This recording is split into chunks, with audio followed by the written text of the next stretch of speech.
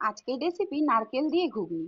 তার জন্য প্রেসার কুকারে ঘুগনির মটরগুলো নিয়ে একটা বড় আলু কেটে দিয়েছি, অল্প একটু লবণ, একটু হলুদ গুঁড়ো আর একটু সাদা তেল দিয়ে সিটি মেরে নিয়েছি। তারপরে কড়াইতে সর্ষের তেল দিয়ে খুব ভালো করে নারকেল কুচিগুলো নেড়ে চেড়ে ভেজে নিয়েছি।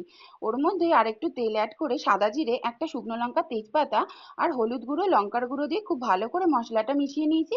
তার মধ্যেই 1 চামচ আদা বাটা দিয়ে একটু কষানো হয়ে গেলেই টমেটো কুচিগুলো দিয়ে একটু মজে যাওয়ার জন্য অল্প একটু লবণ ব্যবহার করেছি। খুব ভালো করে মশলা কষে দেখো তেল বেরিয়ে গেছে। ওই সময় কিন্তু ওই সেদ্ধ করা আলুটা হাতে চটকে মশলার মধ্যে দিয়ে খুব ভালো করে মিশিয়ে নিয়েছি।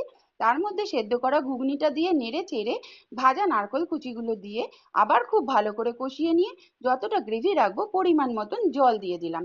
তারপরেই স্বাদ মতন লবণ, অল্প একটু চিনি, একটু কাঁচা লঙ্কা কুচি আর অল্প একটু ভাজা মশলা মিশিয়ে নিলাম। খুব সুন্দর টেস্টি হয়েছে।